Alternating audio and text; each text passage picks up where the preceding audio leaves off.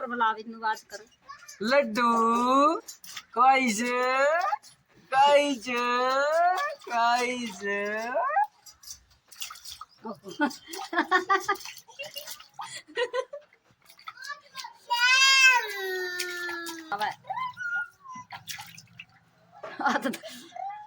लड्डू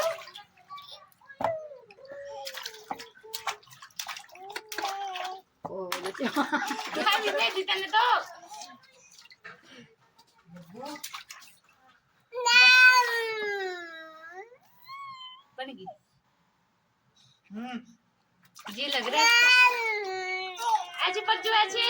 हाँ करना में पानी भर जाएगा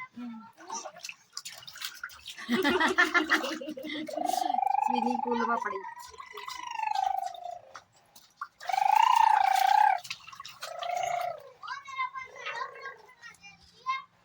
गर्म हो गया ना ज्यादा